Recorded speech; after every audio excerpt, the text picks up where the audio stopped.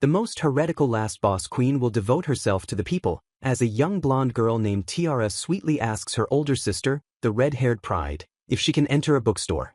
Standing beside them, a young man with glasses named Stale tells Tiara to wait, insisting that the knights must first confirm the store's safety. Pride turns her head with a curious expression as someone off-panel addresses her as Princess Pride. The scene shifts to a long-haired blonde man in a uniform, Arthur, as the narrative wonders what they were just talking about. It seems they were seriously discussing what they would name their children, but the person clarifies they were actually talking about Stale. Tiara is then seen talking to Stale, remarking that guy, despite being 3 years younger than her, is already smarter than half the adults around them. She fondly recalls how even as a little kid, he was always trying to become stronger so he could protect his family and everyone important to him. A man with pointed ears smiles, thinking it was amazing that he succeeded, and a woman next to him agrees that it truly was, while small panels show Pride and Tiara and Stale looking at a paper together. Pride then introduces herself as Pride Royal Ivy, the first princess of the Kingdom of Frisia, and also the most wicked and cruel heretical last boss. She explains that she remembered all of this when she was 8 years old. This world is actually the Otome game she was obsessed with in her past life, Our Ray of Light, or ORL. A chaotic scene shows people shouting for Princess Pride as she recalls her game counterpart, who inherited the throne, destroyed the country, and reigned as the final boss. The game's protagonist is none other than Tiara, Pride's younger sister. Tiara's destiny in the game was to build trust with the various capture targets, combine their strengths, and ultimately defeat her older sister Pride. Pride stares forward, understanding her fated role as the villain who must be defeated.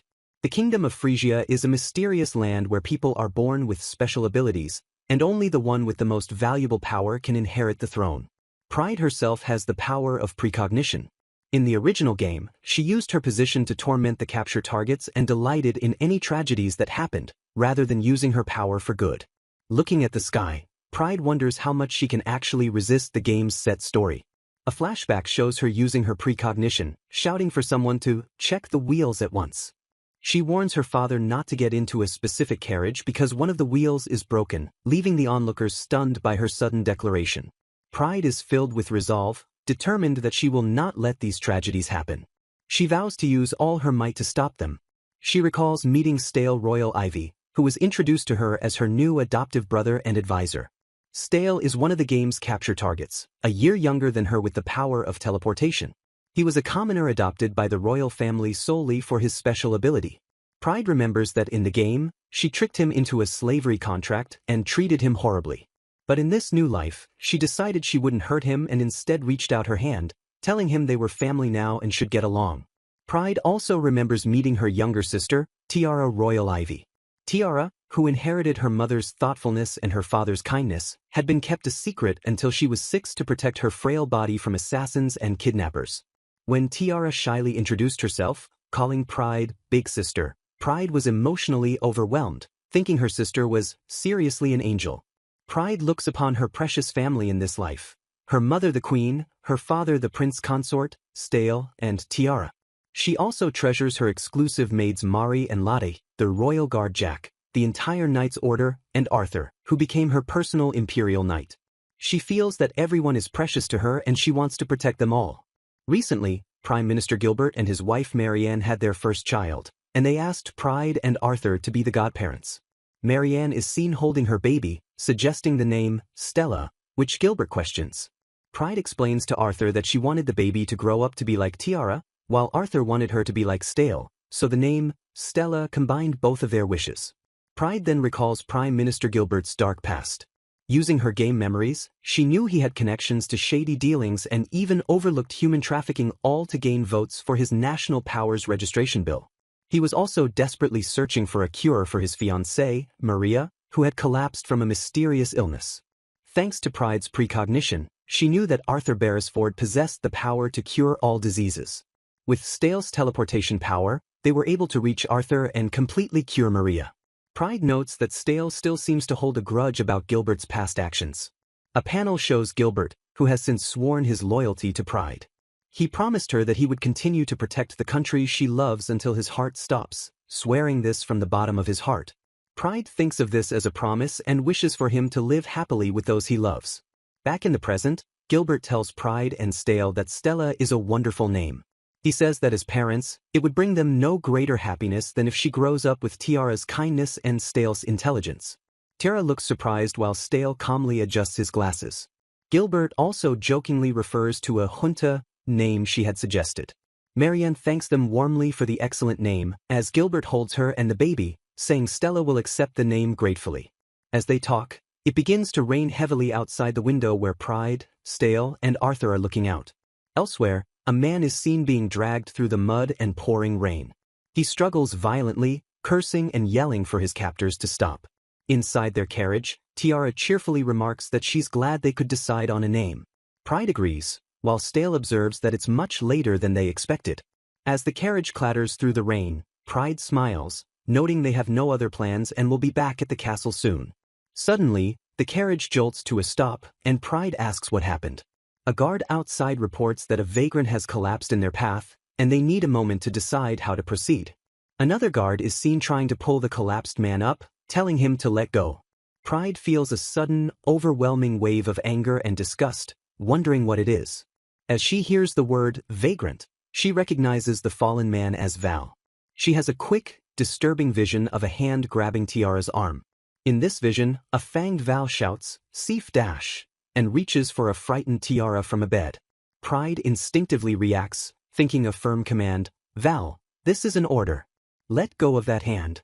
The vision continues with Val looking confused, asking, before Pride returns to the present, standing with Arthur and Stale. Later, in a room in the castle's first aid wing, Thal, who was carried in after collapsing, suddenly jolts up in bed. His body moved on its own. Pride, standing with Tiara, tells him to be at ease, explaining that while his wounds were healed by a specialist, he still needs to rest. Val grunts, realizing it was the slave contract that forced him to move. Pride explains that 4 years ago, he was a survivor from a band of rogues that attacked the Knight's Order. As punishment, he entered a contract of slavery with her, making him unable to betray or disobey her. Pride recalls that in the original ORL game, that attack caused a cliff to collapse, killing Roderick, the Knight's captain and Arthur's father. However, thanks to Val's special ability to create walls from the earth, combined with Pride's game knowledge and Stale's teleportation, they were able to prevent that tragedy. Back in the medical room, Val struggles to speak, confirming he came because of her orders and the slave contract. Pride understands his appearance was not a coincidence. She recounts how, 4 years ago, she gave him 2 orders through the contract before releasing him. The first was to use his power to protect her sister, Tiara, if he ever sensed a crisis. The second was to come and see her if he ever desperately needed assistance. She asks him why he was collapsed by the gates and orders him to answer. Val suddenly tries to flee, but Pride commands him to halt. She tells him she will overlook his disrespect if he doesn't move and asks why he is trying to run when he clearly needs help. Val freezes, clenching his fist and gripping his arm where a mark is visible. Pride wonders why he is resisting so much. She confronts him, asking if he didn't come seeking help, even if it wasn't from her. Val shouts, "Damn," insisting he doesn't need her help. He yells that he was dragged there by the slave contract and would never ask a favor from snotty nobles, as Arthur, Tiara, and Stale watch. Pride calmly replies, "Then, Val, tell us what you wish." Val struggles while Pride presses him to say what he truly wants. Finally, he breaks, shouting, "Save those brats," he yells. Pride processes this as Val explains that 2 children from the lower class were taken by human traffickers.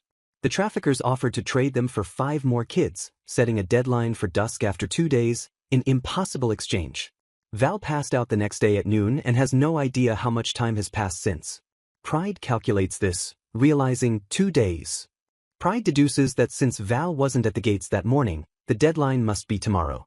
She knows Val is powerless. The slavery contract forbids him from committing any crimes, which includes attacking the traffickers or asking others to do so, making it impossible for him to save the kids alone.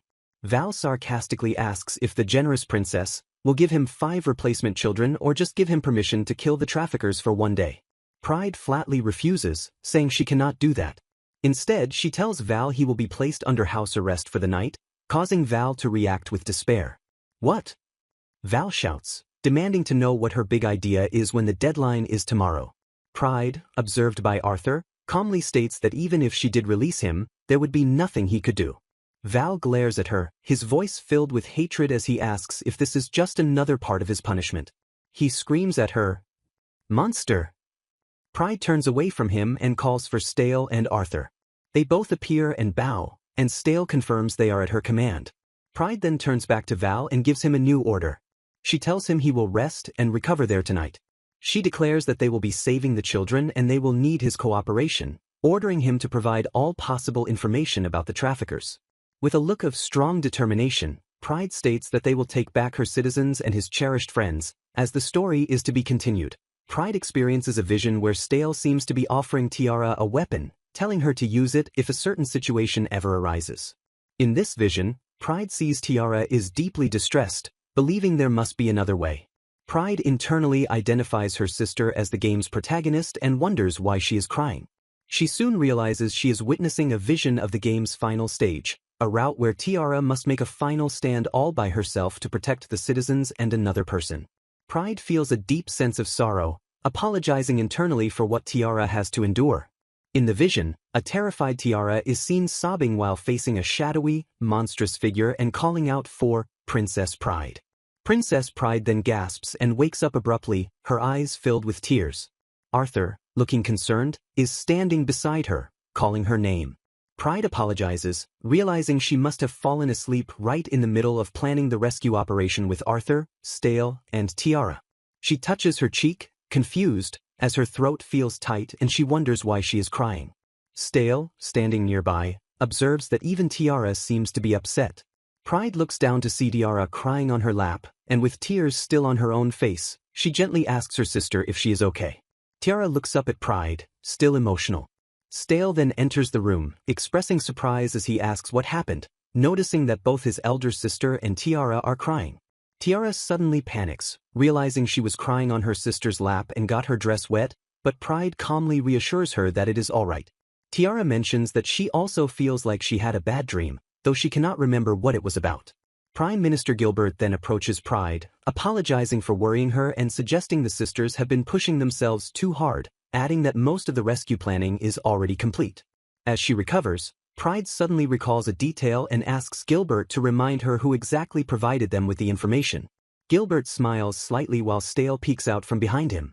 The scene transitions to Gilbert, now wearing a hooded cloak, speaking with Stale in a stone corridor. Gilbert says he will set off and hide nearby, and they briefly discuss the signal.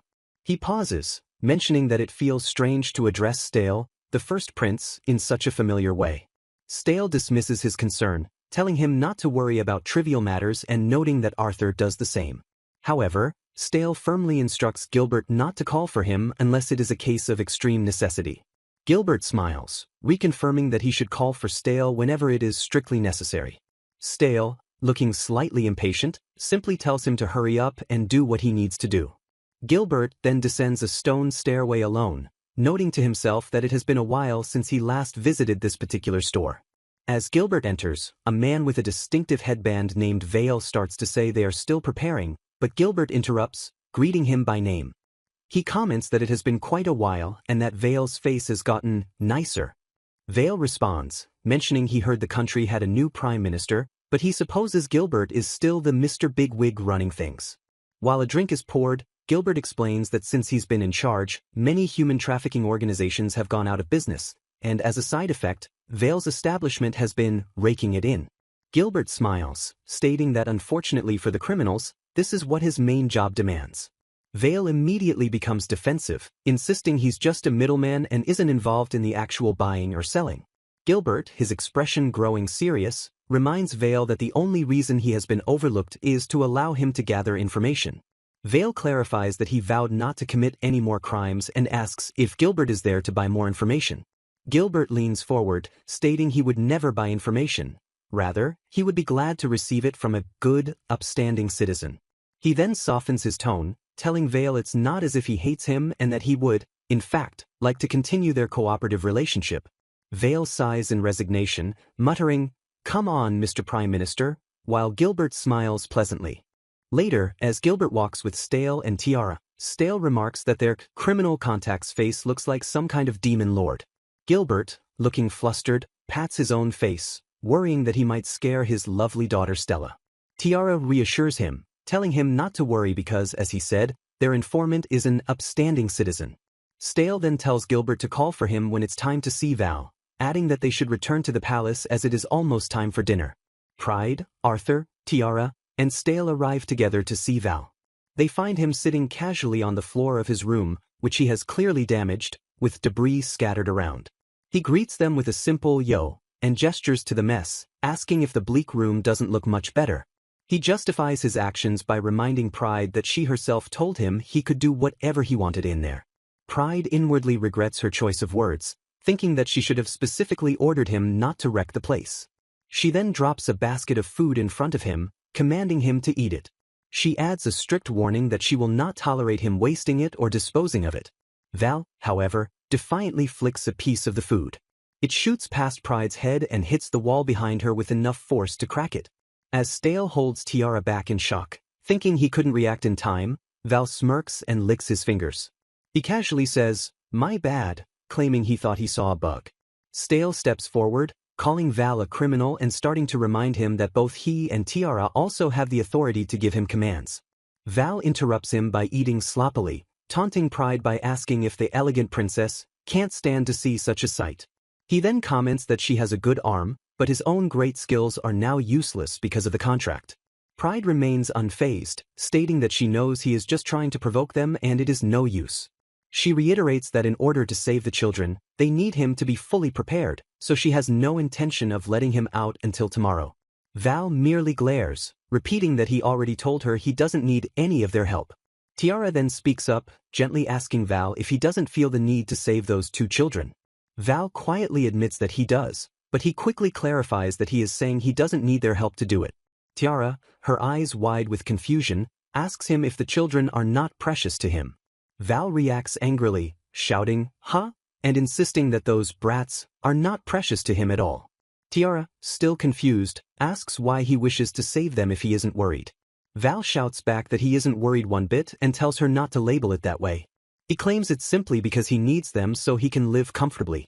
As Tiara quietly repeats the word, comfortably, Pride explains to her that Val likely means he is taking advantage of the children, using them to do things since he cannot move freely under the slave contract. Tiara, however, looks straight at Val and asks him again what exactly those two children mean to him.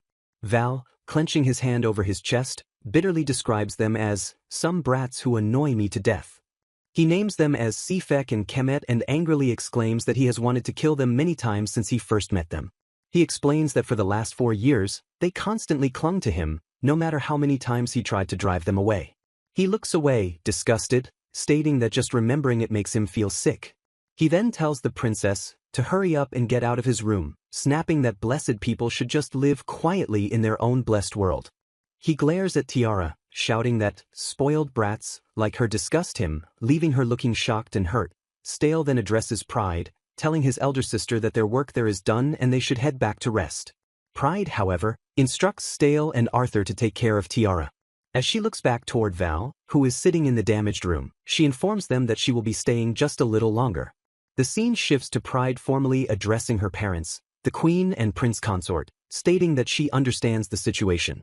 The prince consort summarizes her request. She wishes to mobilize the Knight's Order to rescue the captured citizens and destroy the enemy's stronghold.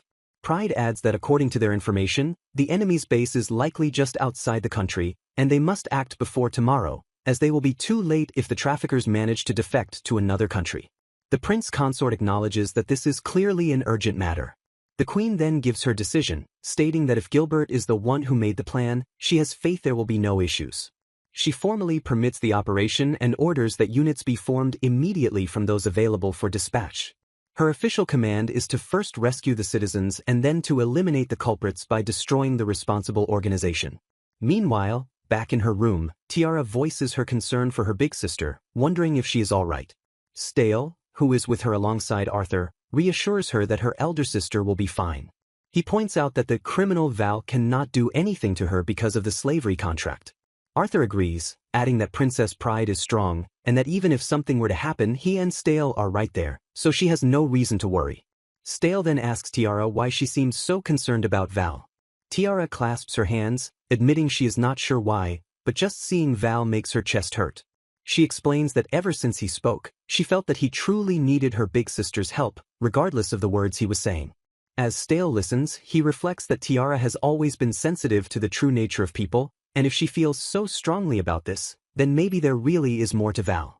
Tiara continues, insisting that Val looked like he was in pain, even while he was talking about taking advantage of the children. She recalls his bitter words about blessed people and spoiled brats.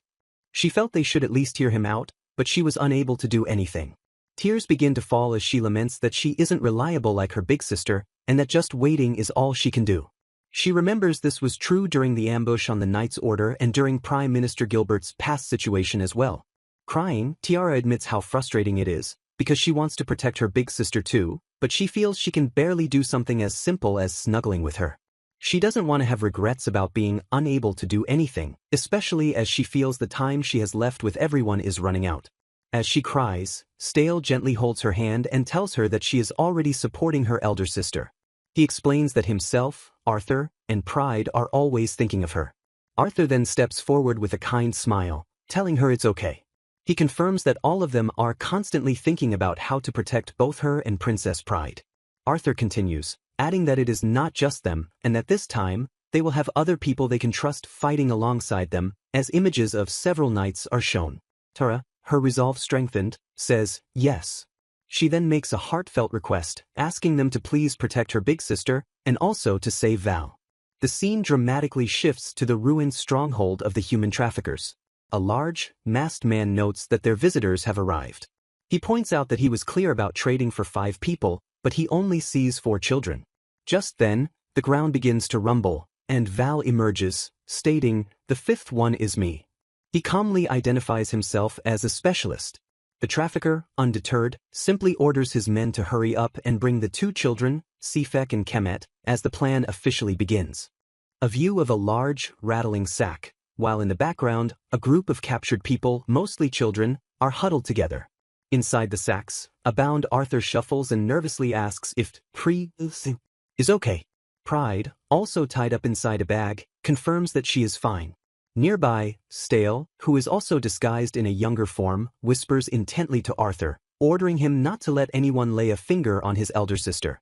Stale then asks about Val's condition, and Arthur, looking at Val's unconscious form, reports that he has just passed out but seems to be unharmed. Stale glares, vowing to remember the face of the man who threw his sister into the bag. Stale then turns to a younger-looking Gilbert, calls him Gil, and tells him that he must also protect his elder sister. Gilbert is visibly moved by this, smiling as he thinks about how he never imagined the young prince would one day call him by that name. Pride's internal narration explains that this was all part of a plan devised by Gilbert and Stale. They would use Gilbert's special ability to disguise themselves as children and pose as the 5 hostages Val was supposed to trade. This was a ruse to have the traffickers lead them directly to their base, as they realized the traffickers never intended to make a fair exchange. For their aliases, Pride was Jean, Gilbert was Gil, and Stale was Philip, using the name of a friend from before his adoption. Pride further explains that Prime Minister Gilbert's special ability is age manipulation. He used it to change her from 15 years old down to 11, while he changed himself into a 13-year-old, and Stale was altered from 14 down to 10. Just as she reflects on this, the carriage they are all in clatters to a stop. Inside her sack, Pride prepares herself, thinking it is time for the plan to officially begin. A trafficker opens the carriage door, revealing they have arrived at a large cave that serves as the enemy's stronghold. He begins to yell, "All right, you brats. Just quietly get into your cage," but he stops short in confusion. Inside the carriage, Stale is already standing up and has untied his ropes. The surprised trafficker yells at him, demanding to know who told him he could undo his bindings. The man stomps forward, grumbling about who tied the ropes so poorly, and reaches out to grab Stale. Just as he makes contact, Stale vanishes instantly in a whoosh of teleportation. The trafficker is left grabbing at the air, while the other captive children in the background look on in shock, one whispering, "He's gone." Stale begins to teleport rapidly through the base, sowing confusion among the guards. One guard yells about who left a door open, while another wonders where people have vanished to.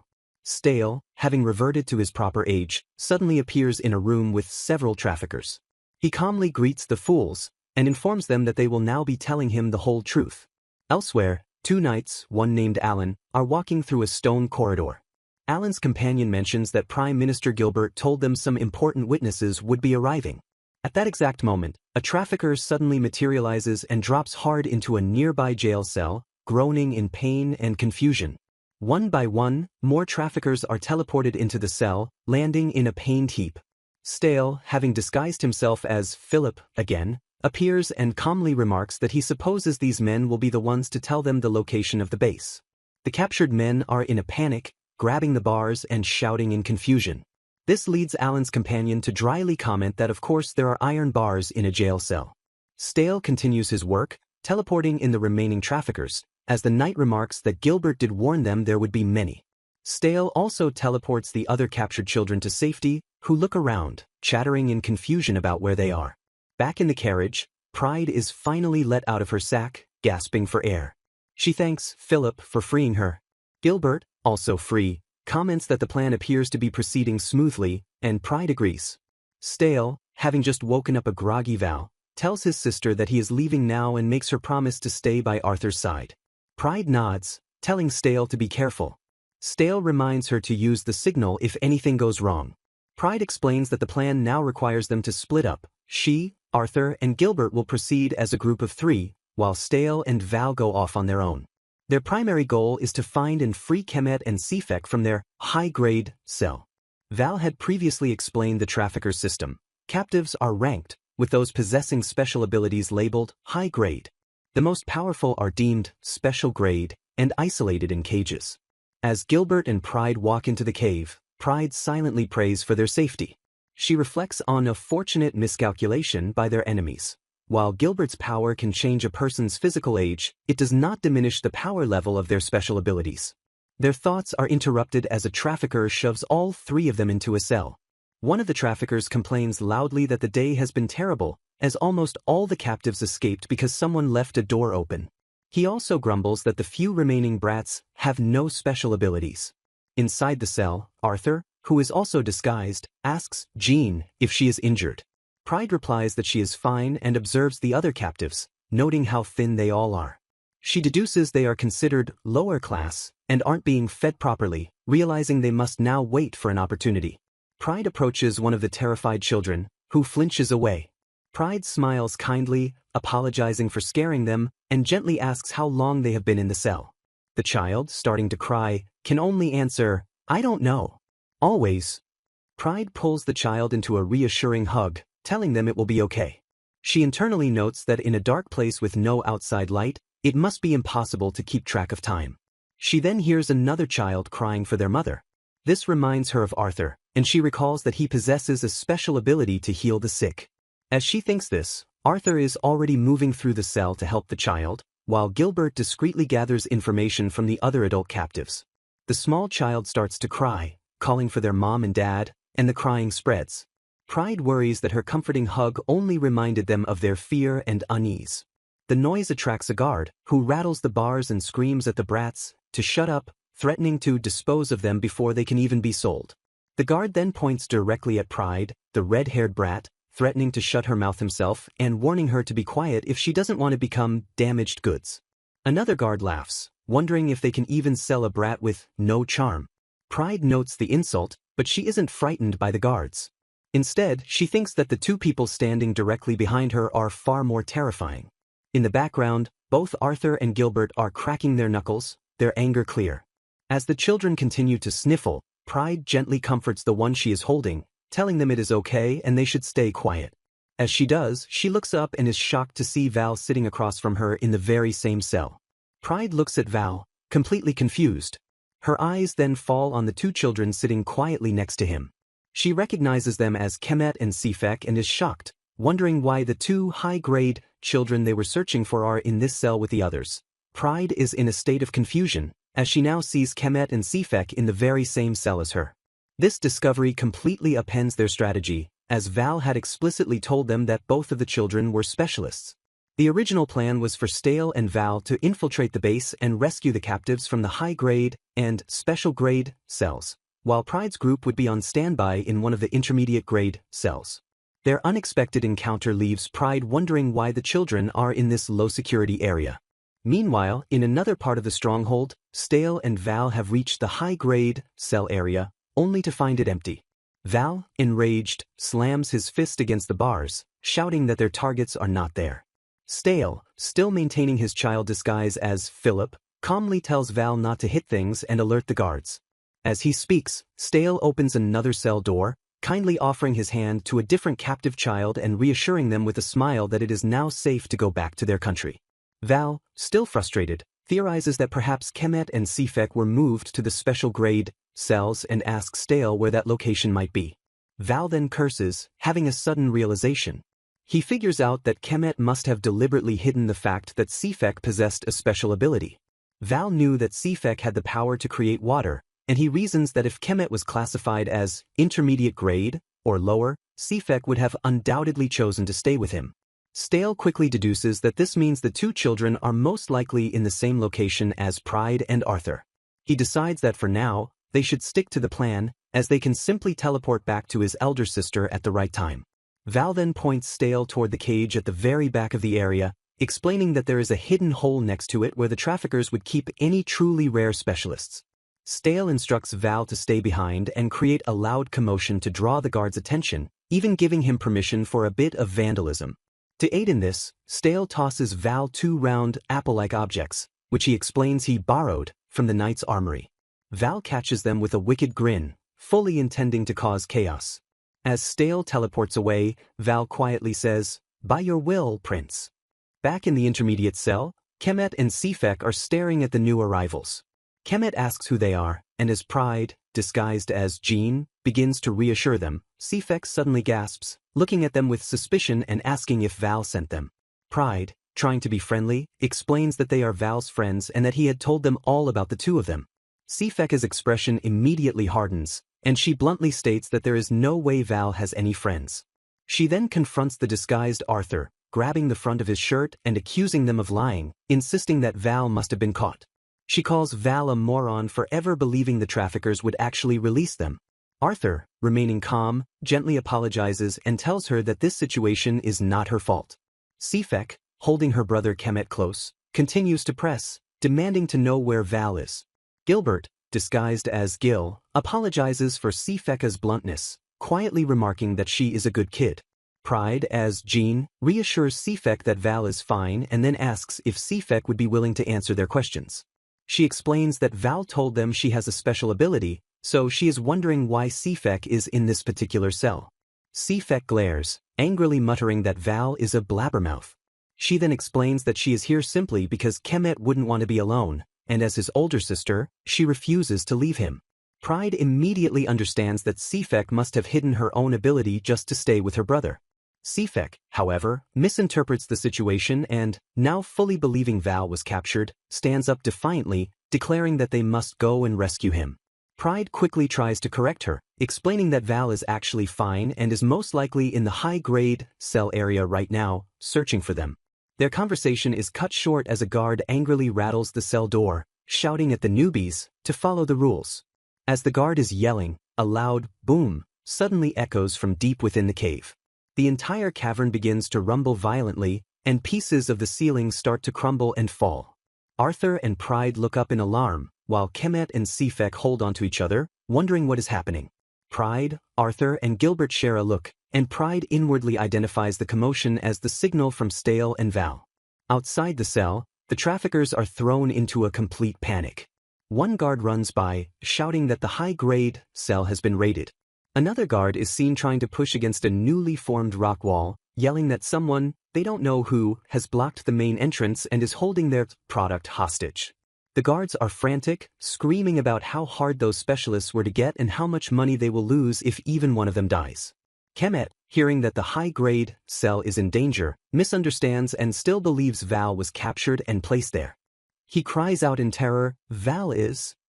This attracts the attention of a nearby guard, who stomps over to their cell, grabs the bars, and aggressively demands to know what the brat is trying to pull. Sifek, her expression turning to a cold glare, steps in front of her brother to protect him. The guard reaches through the bars to grab her, but before he can make contact, Sifek unleashes her special ability. A high-pressure torrent of water suddenly erupts from her, blasting the guard square in the chest and sending him flying backward with a pained grunt. The force of the water blast is immense, not only slamming the first guard into the cave wall but also hitting several other nearby traffickers, knocking them to the ground with cries of pain. Pride and Arthur watch in stunned silence as the other prisoners look on in confusion.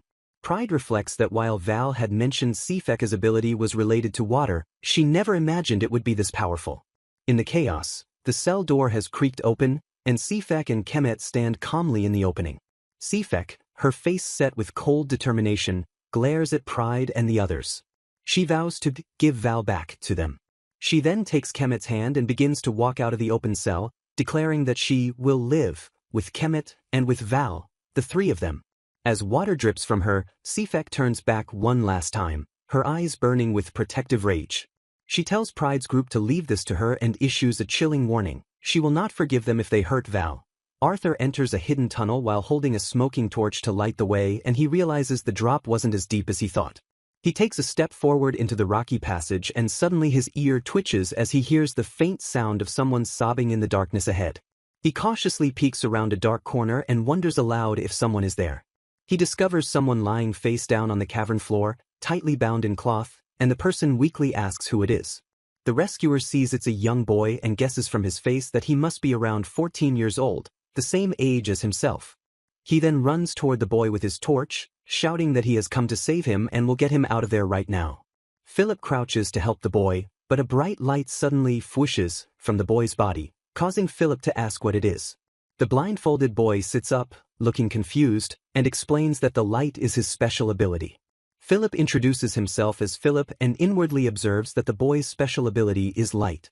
He thinks that an ability this intense would be useful and wonders why it would be treated as high grade. The boy says no and lifts his hand to his blindfold, removing it to reveal his eyes as he begins to introduce himself. The two boys sit facing each other on the cave floor as the second boy introduces himself as Powell. Philip smiles kindly, saying it's nice to meet him and promising that everything is okay now because he will take Powell back to his home. Philip is suddenly startled as Powell's body begins to spark and crackle with energy, and Powell looks down in distress, whispering no. Powell clutches his head in anguish as the energy continues to spark and crackle around him, and he suddenly shouts that he won't go back while his body begins to shine brightly. Powell screams while clutching his head, shouting that he never wanted this kind of special ability as light sparks and crackles violently from him. Philip is thrown back by the energy, feeling the bzzzt of the special ability of light.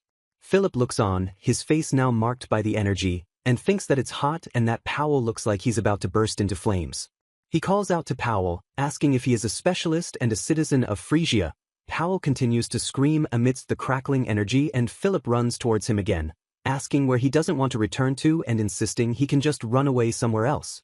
Powell screams back that there is nowhere he could possibly go. Philip stops, realizing the meaning of his words and thinking that must be why there is nowhere for him to go.